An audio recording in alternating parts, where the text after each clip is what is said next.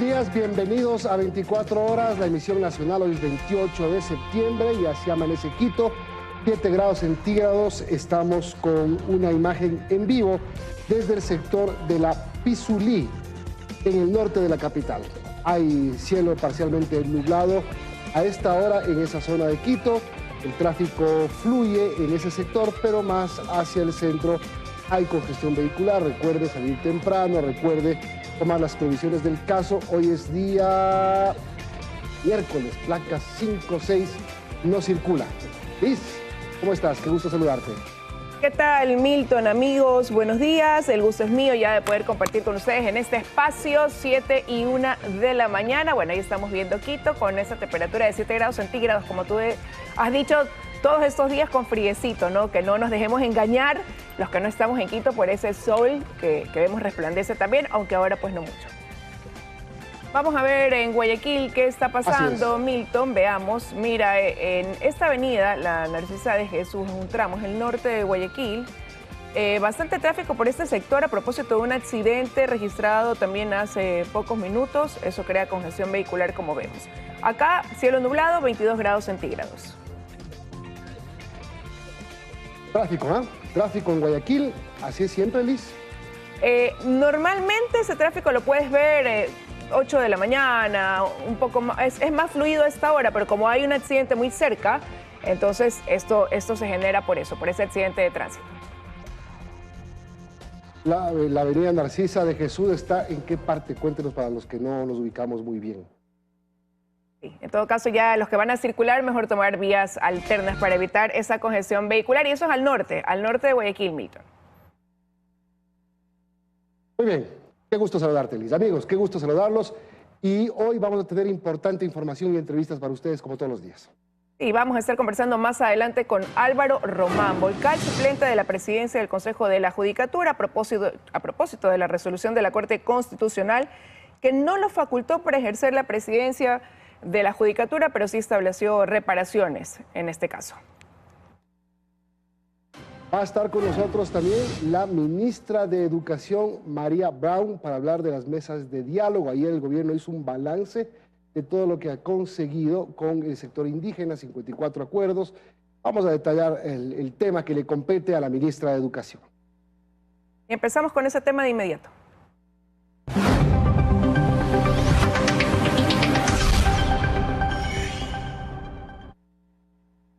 El gobierno dio una negativa al pedido del sector indígena de crear un fondo de reparación para las víctimas del paro de junio, pues recalcó que estos procesos están en manos de la Fiscalía. Y este era uno de los temas donde se preveía iban a haber desacuerdos dentro de la mesa número 6, correspondiente a Justicia y Seguridad. Recordemos que estas son las mesas instaladas, ¿no? 6 y 7, la 7 que tiene que ver también con derechos colectivos. Pero escuchemos lo que dijeron en torno a este tema.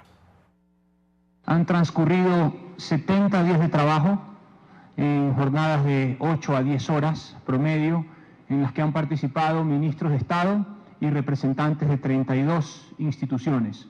Podemos decir que ha sido un trabajo bastante enriquecedor tanto para las organizaciones indígenas como para el gobierno. Nos ha permitido comprender, compartir y entender las visiones diferentes y sobre todo tratar los temas en muchos de los cuales hemos podido coincidir y en otros pues que tampoco o que todavía no se ha podido coincidir, pero que en todo caso hoy, al día de hoy, en este momento suman 54 acuerdos. De los 13 puntos que tenemos sobre la mesa en este momento, tenemos acuerdos sobre alrededor de unos 6 o 7, nos falta terminar el resto. La información sobre estos otros puntos ya ha sido entregada, siempre se ha entregado la información a tiempo. La idea es que la comisión técnica, que no decide nada, no acuerda nada, simplemente entregue los insumos a la mesa número 1 y en el pleno de la mesa, en las próximas semanas, lleguemos ya a los acuerdos definitivos antes del día 12 de octubre.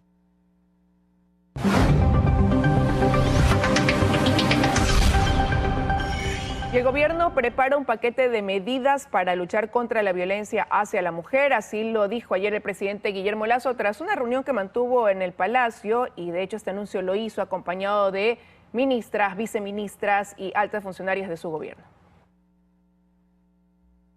Sí, busca el gobierno establecer una oficina que vele por los derechos de las mujeres para que se denuncien esta violencia de género en todos los ministerios, en todas las carteras de Estado, y así ir creciendo para que la sociedad empiece a tomar conciencia de esta terrible lacra que sufren las mujeres lamentablemente en el Ecuador.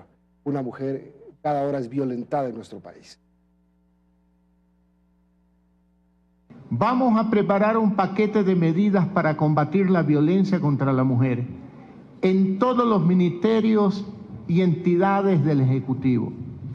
Y tendremos una unidad especializada en cada entidad pública. Estas medidas serán recogidas en un decreto que firmaré en los próximos días. Invito a los otros poderes del Estado a que hagan lo mismo. De igual manera, nos reuniremos con organizaciones de mujeres, cámaras de la producción, universidades, comunidades educativas, medios de comunicación y gobiernos locales. El Pleno de la Asamblea Nacional aprobó la conformación de una comisión pluripartidista que se encargará de investigar los hechos que derivaron en el femicidio de María Belén Bernal en la Escuela Superior de Policía. Y esta comisión estará conformada por mujeres, solamente por legisladoras de las distintas bancadas, y su trabajo se extenderá, se ha dicho, por 30 días. Recordemos que ayer regresaron después de la vacancia legislativa los asambleístas y empezaron con este tema, ¿no? Algunas comisiones del legislativo están receptando declaraciones sobre el tema, sobre el asesinato de María Belén Bernal, y comenzaron con la mamá de ella, con la señora Elizabeth Otavalo. 3 veces, a tres lados de la Asamblea, le convocaron a la madre de María Belén Bernal. Hoy hay también comparecencias, está llamado Patricio Carrillo, el exministro del Interior, el comandante de policía, la fiscal Diana Salazar. 7:08 de la mañana, y el exgerente de Petroecuador, Alex Bravo, quien recibió 3 sentencias por diferentes hechos de corrupción en el 2017, está en libertad. Un juez de Santo Domingo dispuso que se cambie el régimen de cumplimiento de la pena en beneficio del sentenciado.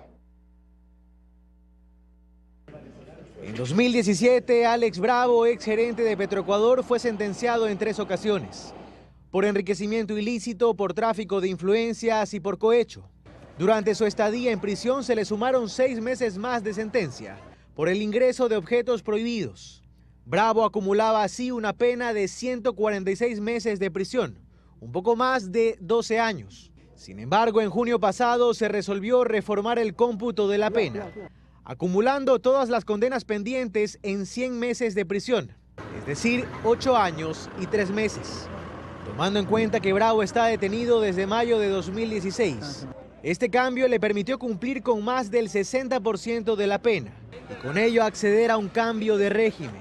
Es así que el pasado 6 de septiembre el juez de Santo Domingo, José Guzmán, dispuso que Bravo cumpla el resto de la pena en libertad, pasando de un régimen cerrado a semiabierto.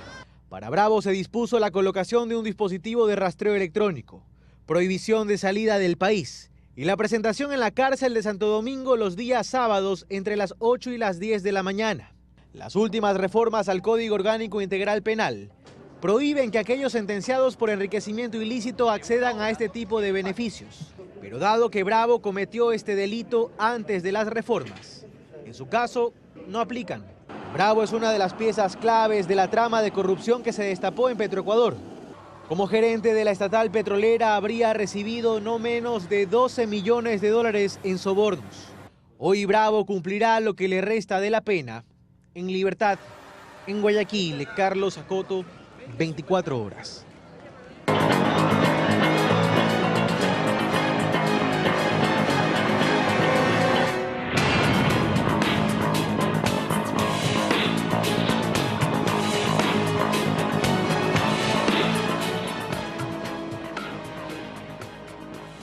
Todo el estado de la Florida está en alerta máxima por la llegada del huracán Ian, que tiene categoría 4, se fortaleció en su ingreso a la Florida por la zona de Fort Myers.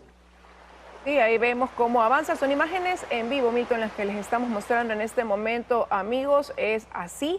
amanece pues la Florida una vez que está llegando pues ya el huracán Ian, como tú lo mencionabas. Ahí vemos algunos de los puntos, algunos lugares, algunos estados para poder mostrarles a ustedes, ¿no?, la fuerza de este huracán. Se detalla así en los principales noticieros de Estados Unidos: vientos catastróficos, marejadas ciclónicas e inundaciones. En esa multicámara, en la zona de abajo, está Fort Myers, que va a ser el punto principal donde va a pegar la fuerza del huracán. Vamos a ir en directo a Florida. No sé en qué ciudad está. Melissa Zurita, me confirman si Miami o Naples, el sitio donde está nuestra corresponsal en este momento. Bueno, en todo caso, Milton, démosle el paso a Melissa para que nos cuente. Está en Weston, está exactamente en Weston, así que vamos a darle paso para que ella nos cuente, nos detalle cuál es el ambiente, ¿no?, a esta hora de la mañana. Melissa, buenos días. Buenos días, Liz y Milton, informando aquí desde el sur de la Florida, porque el huracán Ian se espera que llegue en las próximas horas a categoría 5, y esto va a ser lo más profundo del huracán cuando ingrese por la zona oeste y toque tierra. Estas marejadas que se van a formar van a ser muy graves porque el nivel del mar se va a elevar a más de 3 metros de altura y esto va a ocasionar gravísimas inundaciones. Ya hubo varios destrozos en distintas ciudades aquí del sur de la Florida y se esperan más de 249 kilómetros por hora del viento en algunas ráfagas. Esto es aproximadamente 155 millas. Se ha emitido también un alerta meteorológico para todos los que viven aquí en la Florida. Se les pide a la población que no salgan si no es necesario, que por favor tapen las ventanas y las puertas de sus viviendas. Y claro, días previos la gente iba, por supuesto, a abastecerse de alimentos, de agua, a adquirir combustible, linterna, luces, bueno, todas estas informaciones de algunos que ya viven aquí hace muchos años en la Florida y que están preparados, pero hay muchos que no, y por eso hay que estar atentos y alerta con este fenómeno natural que se da aquí en esta zona. Nosotros vamos a estar informando en vivo y en directo para todos ustedes. Seguimos en estudios. Muchísimas gracias, Melissa, por ese reporte. Atentos acá también, ¿no?, a lo que suceda. Ayer en la noche llovía bastante fuerte, Milton. Hoy todavía pues no hay estas lluvias, de lo que sabemos, pero la preocupación latente, ¿no? Han hablado de pronosticar, como decía Melissa, también marejadas ciclónicas catastróficas. Las inundaciones en Key West, en la zona de Los Cayos, ayer en la tarde fueron muy grandes, graves realmente, el impacto que tuvo la cola del huracán en la zona de Los Cayos, en la Florida. Gracias a Melissa Zurita, va a informarnos sobre lo que está ocurriendo con el huracán en las siguientes emisiones de 24 horas. 18 de la mañana les contamos ahora que el barril de petróleo WTI de referencia para Ecuador se cotiza por debajo de los $80, un precio que viene a la baja, Milton, desde junio. Así es, una baja sostenida que ha tenido el precio del barril de petróleo, y creen que el precio del crudo seguirá así, bajando. Bueno, sí, ¿no? Y esto de aquí, lo que dicen es que qué habría detrás de esta situación. También algunos analistas señalan que la menor demanda y también el temor a una recesión económica serían las causas. Así es. Me quedé callado porque pensé que era reportaje, pero bueno. 7:18, vamos a cambiar de tema. Por el Día Mundial del Turismo, Ecuador presentó oficialmente la visa nómada para extranjeros que puedan venir a nuestro país, visitarlo, disfrutarlo mientras realizan teletrabajo. ¿Qué tal?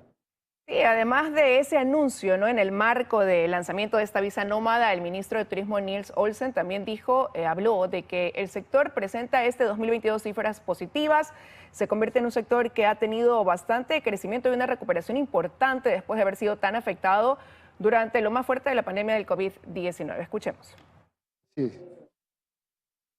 Tenemos ya un presupuesto aprobado y priorizado de $47,5 millones para invertir exclusivamente en la promoción del Ecuador. La industria de turismo, dentro de las industrias, como dije, no petroleras, es la que reporta mayor crecimiento de todas, con un 103% si comparamos el primer trimestre del 2022 con la del año pasado. Consiste en la posibilidad de dar la facilidad a un extranjero o una extranjera que quiera venir a trabajar desde nuestro país con una visión de trabajo remoto y al mismo tiempo aprovechar de todas las ventajas que da nuestro... Saludamos a Álvaro Román, vocal suplente del Consejo de la Judicatura. Doctor, gracias por acompañarnos. Gracias. Fallo de la Corte Constitucional que más o menos le dice a usted, tiene razón, pero va preso. ¿Se puede resumir así? Bueno, ese siempre es el dicho que la ciudadanía plantea cuando una situación jurídica no es completa, ¿no? Pero pienso que la sentencia, lo primero que ha hecho es decir que las decisiones tanto del Consejo de la Judicatura y sus 3 vocales, que fueron de la mayoría, son inconstitucionales porque desconocieron la resolución, ¿no? y el dictamen interpretativo. Entonces, yo creo que reconoce la sentencia, reconoce mis derechos violados, pero me dice, no puedes ocupar el cargo porque hay una situación consolidada. Entonces, ahí viene lo que plantea el dicho popular, ganas, pero igual te vas preso, ¿no? Claro, tiene razón. ¿Y usted cómo se siente con esto? O sea, esta parte que le deja, digamos, también usando palabras comunes y corrientes, le deja bien parada a usted, pero mal parada al Consejo de la Judicatura. ¿Se puede resumir también así o no? Yo creo que sí. ¿Por qué? Porque creo y entiendo que cuando uno les dijo desde la sesión del 3 de febrero, le decía yo a los vocales del Consejo que estaban violando la norma. Y me acuerdo que el doctor Fausto Murillo en la sesión me decía que le indiquen una norma constitucional para yo tener el derecho de asumir la presidencia. Yo le decía, el dictamen, digamos, son las resoluciones del transitorio. Ahí está tu norma constitucional, le decía el doctor Fausto Murillo. Y claro, él se desconoció, se hizo el que no. Y la sentencia, justamente la sentencia de la Corte le dice, Álvaro Román tenía que haber asumido por su condición de vocal suplente la presidencia desde el 3 de febrero. Y el rato que ustedes resolvieron, lo que hicieron es desconocer las decisiones del transitorio, que son norma constitucional, y el dictamen interpretativo que decía que no podían ser revisadas porque no tenían esa potestad. Entonces, eso hace que yo quede legitimado desde el punto de vista con mucha fuerza y que el que estaba haciendo de presidente, el doctor Fausto Murillo, se deslegitime aún más. Sí, buenos días, doctor Román, pero ¿guarda coherencia entonces esa resolución de la Corte que a muchos les llama la atención por lo que usted acaba de decir, ¿no? Reconoce por un lado, pero sin embargo no lo faculta a usted a asumir ese lugar en reemplazo de María del Carmen Maldonado? ¿No es contradictorio? ¿Qué opinión le merece que incluso esta sentencia haya sido por unanimidad? A ver, el asunto es, el problema de la incoherencia, que aparentemente hay una incoherencia, es cuando en la reparación dicen, sí, efectivamente Álvaro Román tenía que ocupar el cargo de presidente temporalmente, eso lo dice en el párrafo 106, y en el momento de la reparación dicen, no lo podemos poner a Álvaro Román desde el 3 de febrero. ¿Por qué? Porque ahí estaríamos haciendo un caos jurídico, estaríamos haciendo una cuestión retroactiva y crearíamos un caos jurídico. ¿Por qué? Porque si me reconocerían esos derechos desde el 3 de febrero, tendrían que declarar la nulidad inconstitucional de todas las decisiones que tomaron el Consejo de la Judicatura desde el 3 de febrero hasta el 26 de septiembre. Entonces, manteniendo esa lógica de institucionalización de parte de la Corte Constitucional, es que dice, no le podemos en este momento dar la presidencia, pero sí le reconocemos que él tenía que haber asumido. Y hace la Corte que debería haber, lo que yo creo que ahí sí me parece que es la contradicción de la Corte, y debió haberme designado o debió haberme dicho como una medida desde esta fecha en futuro debía haber sido el presidente del Consejo de la Judicatura para tener la lógica anterior. Y por ese motivo, por eso contestándole a la pregunta a Milton, fue que yo le dije que está deslegitimado, sigue siendo deslegitimado a la presidencia del doctor Fausto Murillo. ¿Y lo deja satisfecho del que también hayan resuelto que le pidan disculpas públicas, que por cierto ese plazo está corriendo, ¿no? Tenían 5 días para pedir esas disculpas. Sí, yo creo que dentro de las reparaciones inmateriales y de esta reparación, siempre la disculpa pública de parte de los agresores que violaron la norma hacia la víctima, que soy yo. Entonces, me parece que es una forma de satisfacción moral y de satisfacción psicológica también, en el sentido de que uno se siente tranquilo de que las personas que violaron sus derechos tengan también que tener la conciencia de que deben pedir disculpas, y esas disculpas hacen que desde el punto de vista moral y psicológico a uno le deja tranquilo. Disculpas públicas de 5.000 sucres. 5.000 sucres. Eso es sinónimo de vejez. Pero ha dicho el doctor Murillo que lo va a hacer, que va a cumplir con la sentencia de la Corte. De hecho, ya ayer pidió al Consejo de Participación que active el mecanismo de elección. Es que le toca cumplir, porque si no cumple, tendría una demanda posterior de incumplimiento y además estaría cometiendo un delito, ¿no? Estaría cometiendo un delito. Y le toca cumplir la sentencia. Pero a mí lo que me preocupa adicionalmente, y ese es el gran problema que tenemos, es que me siguen convocando como un vocal más del Consejo de la Judicatura. Y eso no podría ser. ¿Por qué? Porque la Corte ya, yo desde el 3 de febrero les venía diciendo que no me pueden convocar porque yo soy un vocal suplente de la presidencia del Consejo de la Judicatura.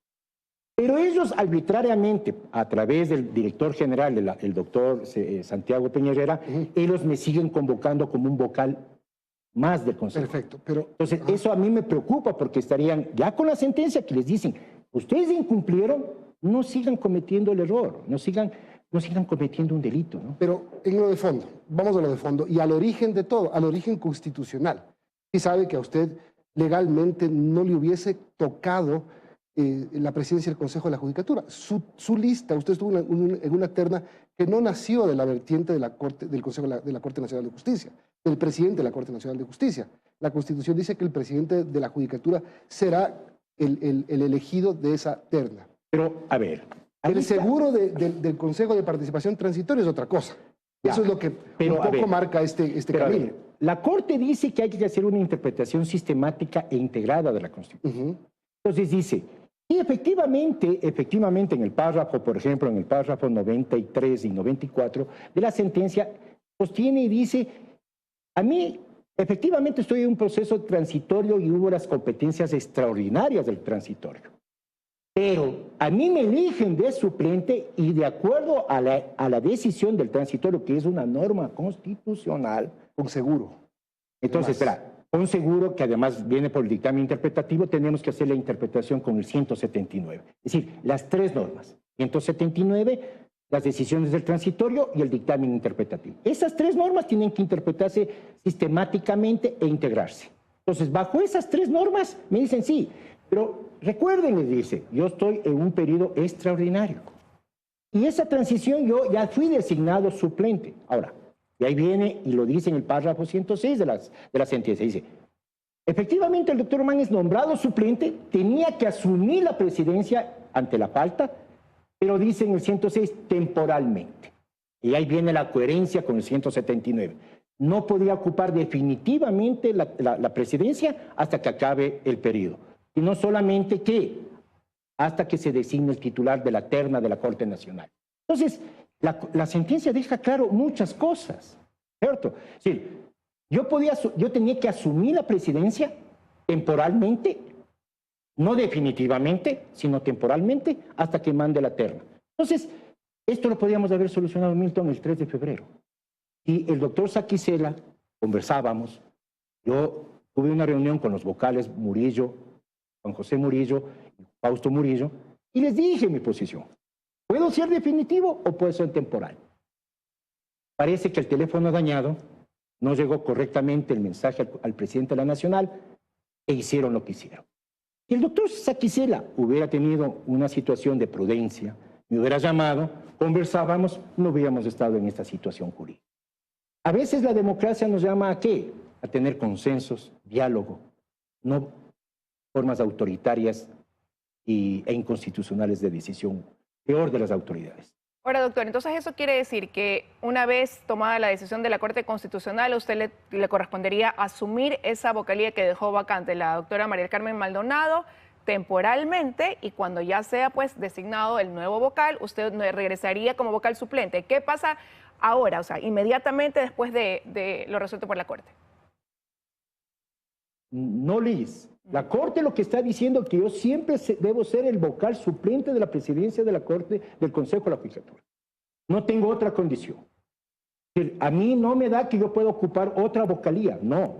Me dice, usted es vocal suplente y usted tiene que obedecer el dictamen interpretativo, el dictamen de la resolución del transitorio. Entonces, ¿qué pasaría? Yo tendría que ser suplente del doctor Fausto Murillo. El doctor Fausto Murillo, al rato que está en este momento fungiendo de presidente, yo tendría que reemplazarlo cuando él sale de vacaciones o se va a alguna actividad. Yo no puedo ocupar otra vocalía, Liz. Y entonces, ¿por qué usted acaba de mencionar, lo están convocando de manera diferente? ¿Alguien no entendió bien la resolución de la Corte? El problema es ese, el director general hace que me convoque ilegalmente, porque ya tiene la sentencia. ¿O por qué lo convocan? Entonces, ¿por qué cree usted que hacen eso? Porque no creo que no sepan la ley. No, ellos siguen manteniéndose desde el 3 de febrero que yo debo tener otra vocalía.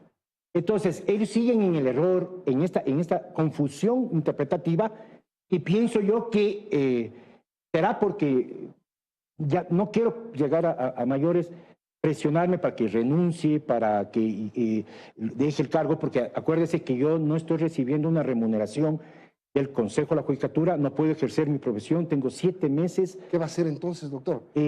Porque ya hay un fallo que tiene que ser, que es mandatorio. ¿Usted va a seguir como vocal suplente, va a renunciar?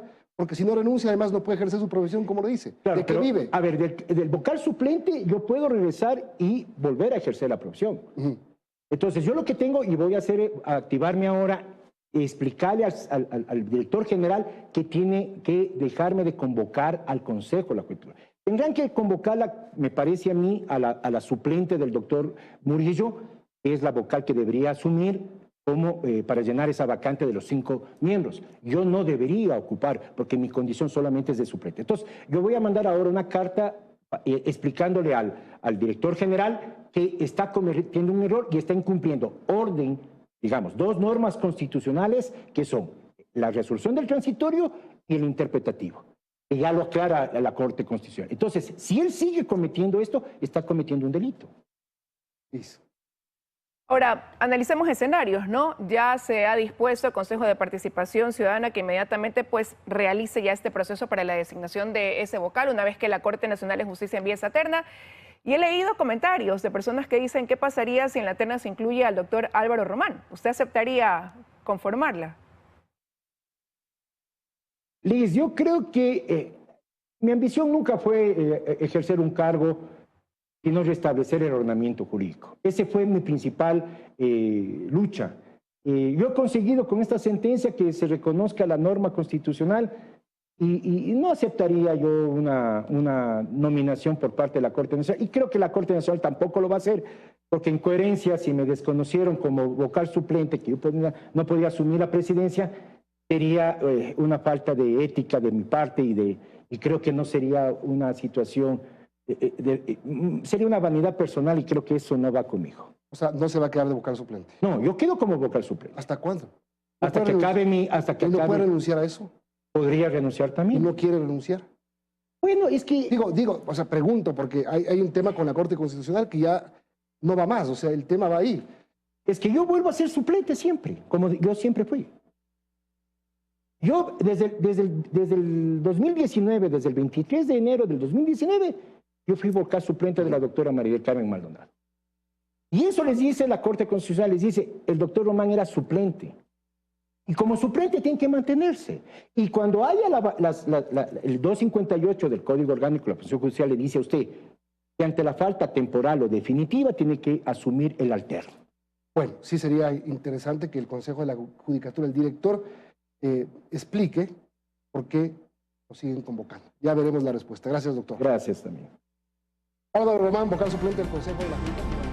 7:44 de la mañana nos acompaña ya la ministra de Educación, María Brown, a quien le doy las gracias y la bienvenida. Buenos días, ministra. Buenos días, Liz. Muchas gracias. Bueno, ayer se hacía un balance de cómo van avanzando estas mesas de diálogos entre el gobierno y los movimientos indígenas, 54 acuerdos en total, pero de la mesa de derechos colectivos, que usted estaba a la cabeza, 14 acuerdos, es decir, todos los puntos. ¿Por qué resultó tan sencillo en esa mesa ponerse de acuerdo prácticamente en todo?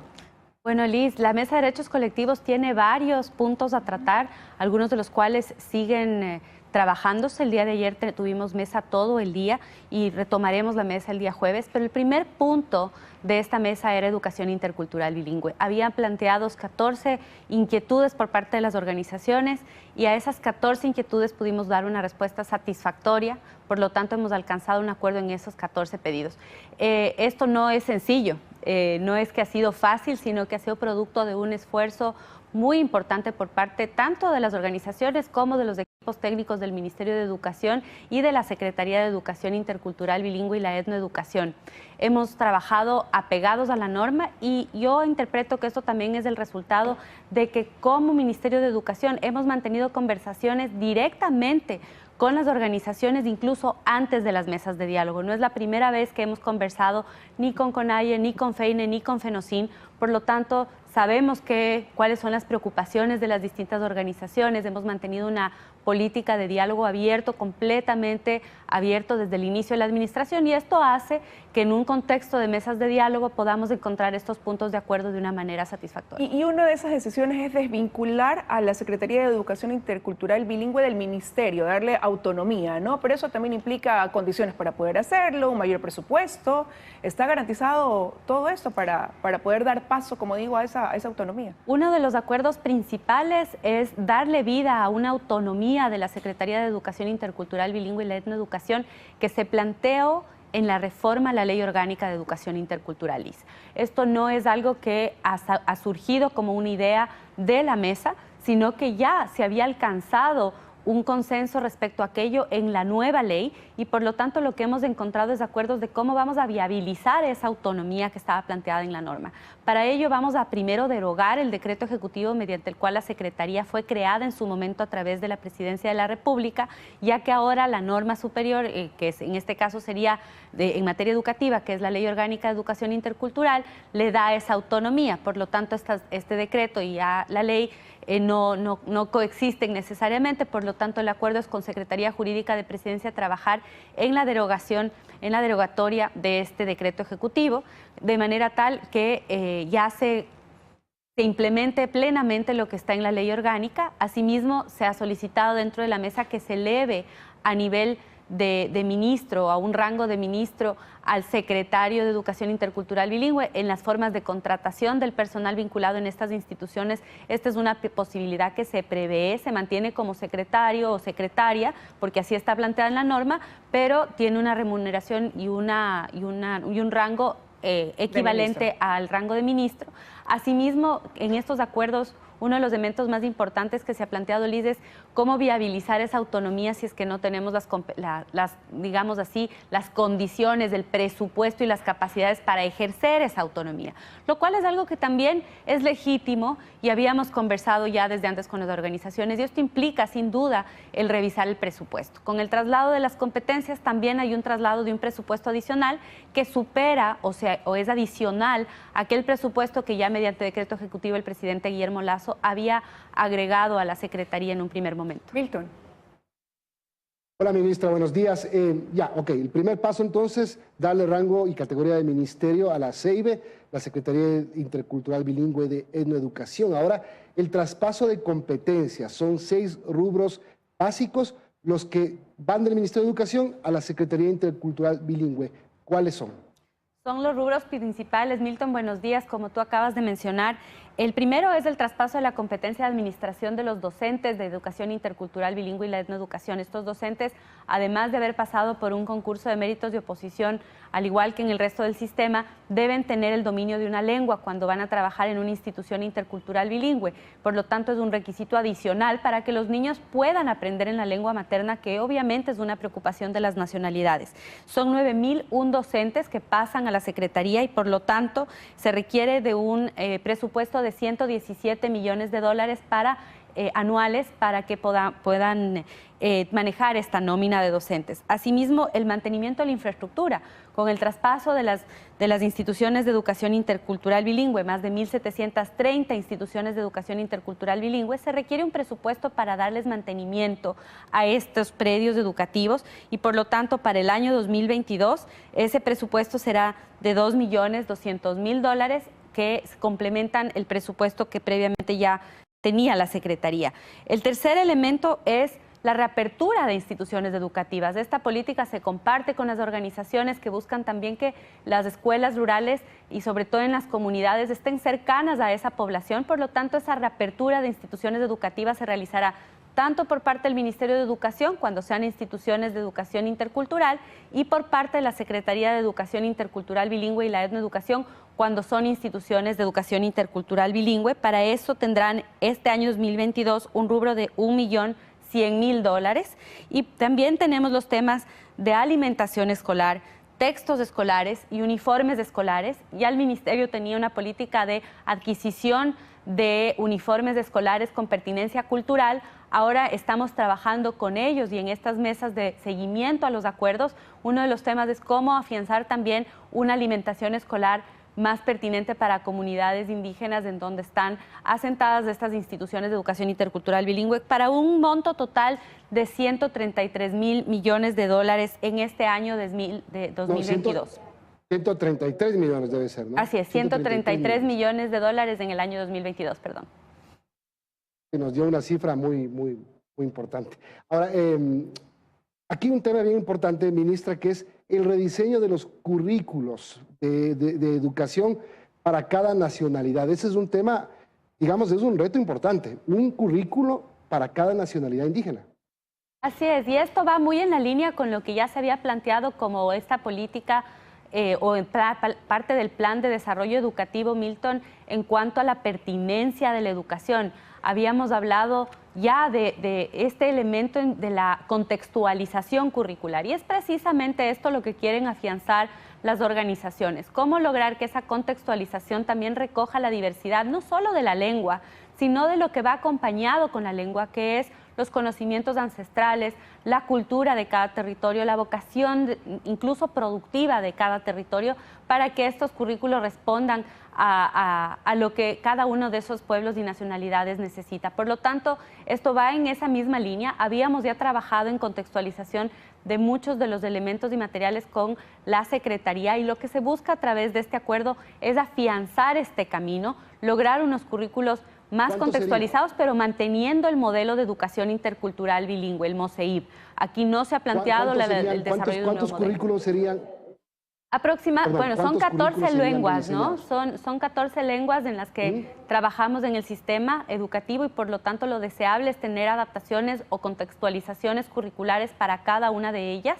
Uno de los elementos para lograrlo es el fortalecimiento del personal que se ha vinculado a la propia Secretaría, ya incluso antes de sentarnos en la mesa de diálogo de derechos colectivos, con incorporación de personal que pertenece a todas estas nacionalidades y que tiene la capacidad y formación para participar en estos procesos de contextualización curricular.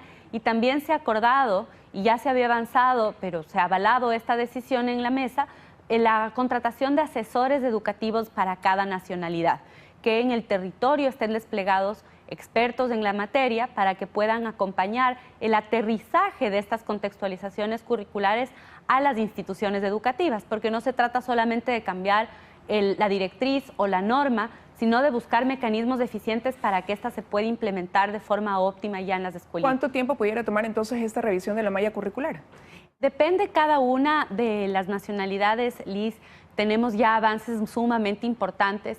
Siempre ya ha habido un recorrido de una tradición mucho más amplia en lenguas como es el quichua, el shuar, en donde tenemos una población mayor dentro del Ecuador y un número mayor de instituciones educativas en las que predominantemente se habla estas lenguas, y por lo tanto allí tenemos un trabajo más corto.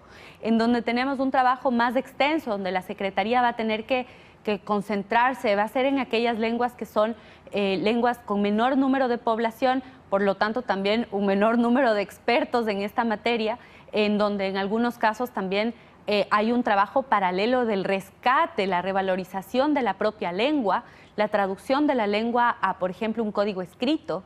No todas las lenguas tienen una tradición escrita, por lo tanto, al ser lenguas predominantemente orales, esa traducción de los materiales tiene que incorporar también estas consideraciones de cómo esa oralidad se traduce a un abordaje curricular. Y este va a ser uno de los temas que esté dentro del seguimiento que va a dar una comisión que han dicho se va a crear con 14 personas, que va a trabajar por 6 meses. Así es, todos estos temas, el traspaso de los recursos, la contratación del personal, el inicio del trabajo en materia curricular, todo aquello va a ser justamente revisado por esta comisión mixta, además para que las decisiones que se vayan tomando en el camino sean colegiadas. Y esto va muy de la mano con lo que ha planteado el ministro Francisco Jiménez. Estos diálogos no deben ser solamente circunscritos a las mesas y al periodo que la mesa ha establecido, sino que realmente afiancemos en el Ecuador una forma de hacer política pública que sea más participativa, que este diálogo continúe no solamente, Liz, en el diseño de estas respuestas a los pedidos exclusivos de este contexto, sino que continúe en el tiempo, y un mecanismo para hacerlo es a través de este tipo de espacios de coordinación, y esperamos que luego, con el fortalecimiento mismo de la Secretaría, con la conformación del Consejo Plurinacional, que va a poder elegir al nuevo secretario o a la secretaria de Educación Intercultural Bilingüe como manda la ley, esto también se continúe en un ejercicio con el territorio. Milton. Ministra, yo solo tengo una pregunta sobre otro tema. No sé si a esta altura ustedes tienen ya alguna idea sobre el tema de deserción escolar. ¿Hicieron ya algún recálculo? Porque ya tenemos un mes de iniciar el periodo.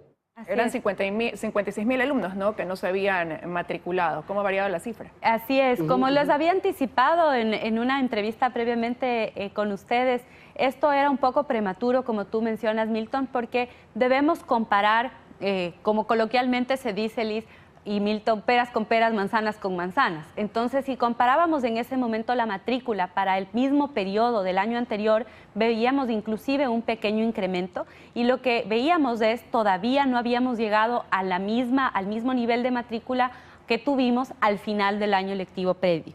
Y por lo tanto había que esperar, que es lo que habíamos planteado, el que podamos revisar la matrícula extraordinaria. Y hasta el 28 de septiembre tenemos 37.305 matrículas adicionales a las que teníamos para esa fecha. Por lo tanto, vemos que, como habíamos esperado, seguimos incrementando ese porcentaje, y además buscamos y seguimos afianzando este pedido a la ciudadanía de, si no están los niños matriculados, pueden acudir a hacerlo, no solamente por el espíritu de llegar a un número o una cifra, sino porque realmente tenemos interés de que todos y cada uno de los niños y jóvenes en edad escolar puedan ejercer este derecho a la educación, y por lo tanto buscar estos mecanismos para que nadie sea excluido, y también afianzar esta idea que en su momento lo habíamos dicho, el no tener un uniforme, el no haber tenido la posibilidad de adquirir una lista básica de útiles, no puede constituirse en un motivo para excluir a nadie.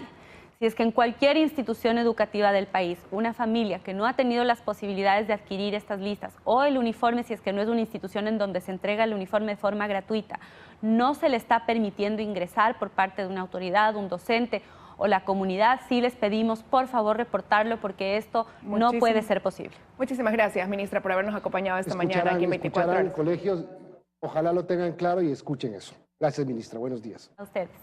Con esto de aquí, Milton, estamos ya despidiendo. Así es, amigos, buenos días. Vienen las noticias locales. Nos vemos contigo al mediodía, conmigo en la noche. Buen día. Que tengan un buen día.